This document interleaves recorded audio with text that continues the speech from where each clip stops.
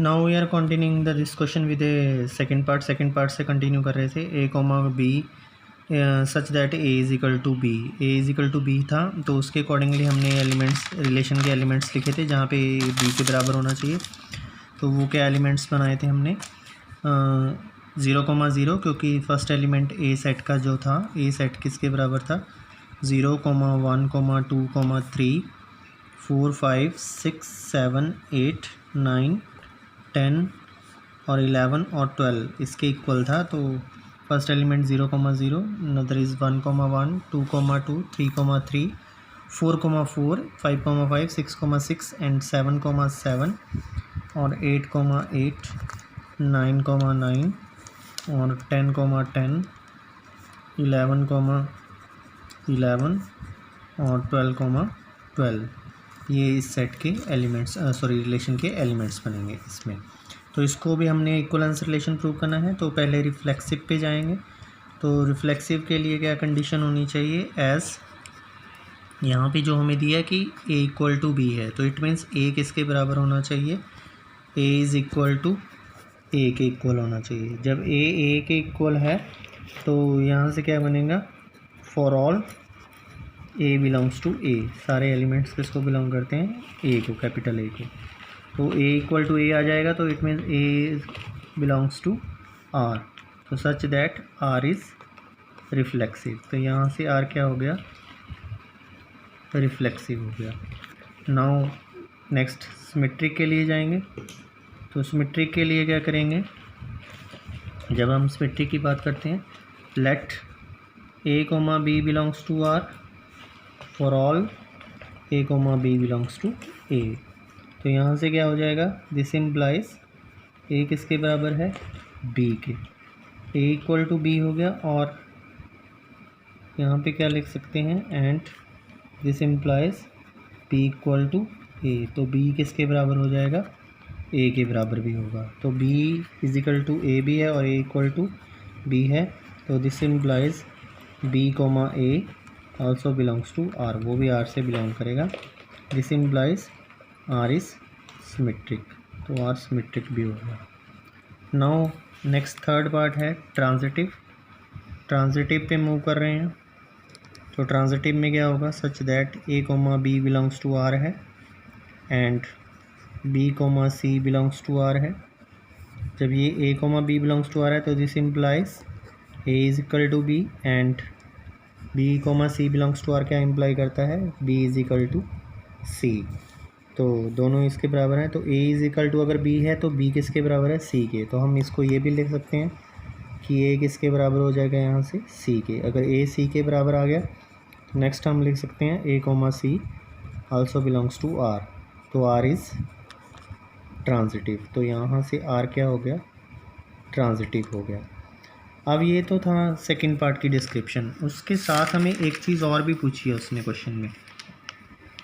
वो कह रहा है कि find the set of all elements related to 1 in each case.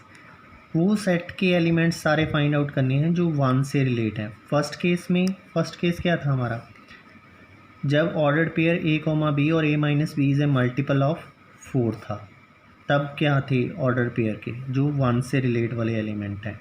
तो 1 से रिलेटेड वाले एलिमेंट्स की अगर हम बात करें तो कौन कौन से एलिमेंट्स हैं जो 1 से रिलेट करते हैं, 1 से रिलेटेड भी होने चाहिए और मल्टीपल ऑफ 4 भी होने चाहिए। तो इस ऑर्डर्ड पेयर में अगर हम लेते हैं एलिमेंट्स,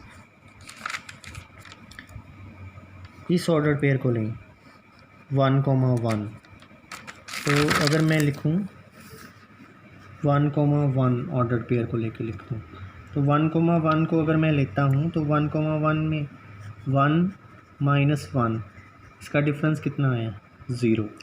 तो 0 is a multiple of 4। Order pair में वो 1 से रिलेट भी करता है वो एलिमेंट और मल्टीपल ऑफ 4 भी है।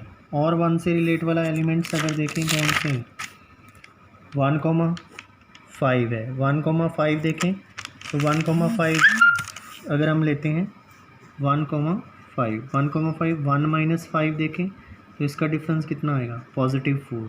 So this is also a multiple of 4। Another element जो 1 से रिलेट है, 1 से रिलेट वाला अनदर एलिमेंट 9, 1,9, तो 1,9 अगर हम ऑर्डर पेयर में लेते हैं तो 1 - 9 मॉड में 8 आएगा, पॉजिटिव 8। तो ऑल 3 आर मल्टीपल ऑफ 4, तीनों किसके मल्टीपल हैं?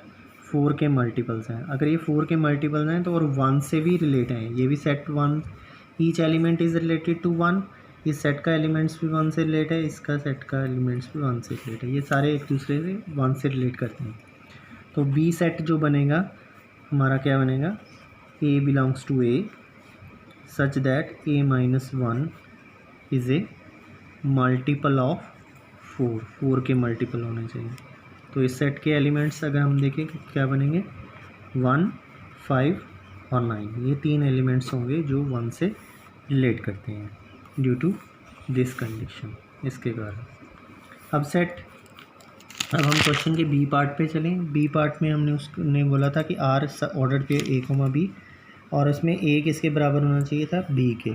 तो इसमें कौन से एलिमेंट्स होंगे? Point set of all elements related to 1, जो 1 से रिलेटेड है। तो हमने इस सेट के एलिमेंट्स बनाए थे 0,0, 1, 1, 1, 2, 2, 2, 3, 3। तो 1,1, इसमें एक ही एलिमेंट मेरे को तो ऐसा दिख रहा है कि जो 1 से रिलेट करता है, तो ओनली 1 एलिमेंट इज़ देयर। तो हम लिखेंगे लेट, उसको सेट सी मान लेंगे, C be the set of elements related to 1, जो 1 से रिलेट है। तो सी सेट में कौन से एलिमेंट्स आएंगे? अगर रोस्टर फॉर्म में लिखें, A belongs to A such that A equal to 1, only 1 element होगा इसमें सेट में। this is all about regarding this question. So this question is very important from examination point of view also.